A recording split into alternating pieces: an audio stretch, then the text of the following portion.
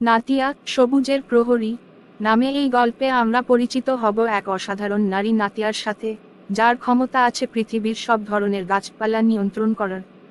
এই ক্ষমতার পিছনে লুকিয়ে আছে তার জীবনের গভীর রহস্য এবং ভয়ানক ট্র্যাজেডি। গল্পের শুরুতে নাতিয়া একটি ছোট গ্রামে বসবাস করে, যেখানে সে সাধারণ মানুষের মতো জীবনযাপন করে। কিন্তু সে জানে না যে তার এই শান্ত জীবনের আড়ালে লুকিয়ে আছে এক বিশাল চক্রান্ত। গ্রামের একটি বনাঞ্চলে হঠাৎ করে শুরু হয় অদ্ভুত পরিবর্তন। গাছপালা অস্বাভাবিকভাবে বাড়তে থাকে, কিছু অজানা শক্তি দ্বারা চালিত হয়ে। নাতিয়া অনুভব করে যে কিছু একটা ঠিক নেই। একদিন গ্রামের ছোট্ট মেয়ে মিষ্টি বনে হারিয়ে যায়। নাতিয়া বুঝতে পারে যে সে একমাত্র পারে এই জঙ্গলের রহস্য উদ্ঘাটন করতে। সে তার গোপন ক্ষমতা ব্যবহার করে গাছপালার সাথে কথা বলে জানতে পারে যে এই পরিবর্তনের পেছনে আছে এক শক্তিশালী দুর্যোগ।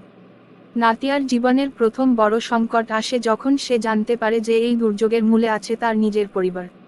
তার বাবা মা ছিল বিজ্ঞানী, যারা একটি পরীক্ষা করছিলেন পরিবেশের উপর। সেই পরীক্ষায় বিপর্যয় ঘটেছিল এবং নাতিয়া পেয়েছিল তার ক্ষমতা। কিন্তু এই শক্তি একদিন তার পরিবারকে ধ্বংস করে দেয়, যা তাকে গভীর যন্ত্রণায় ফেলে। গল্পের শেষ দিকে নাতিয়া আবিষ্কার করে যে এই অশুভ শক্তির মূল উৎস ধ্বংস করতে হলে তাকে তার নিজের ক্ষমতাকে বিসর্জন দিতে হবে। এই সিদ্ধান্ত তাকে ফেলে জীবনের সবচেয়ে কঠিন পরীক্ষার সামনে। সে কি তার পরিবার, গ্রামের মানুষদের রক্ষা করতে পারবে, নাকি এই শক্তি তাকে শেষ করে দেবে? এমন একটি আকর্ষণীয় ও উত্তেজনাপূর্ণ কাহিনী আপনার সামনে নিয়ে আসছে নাতিয়া।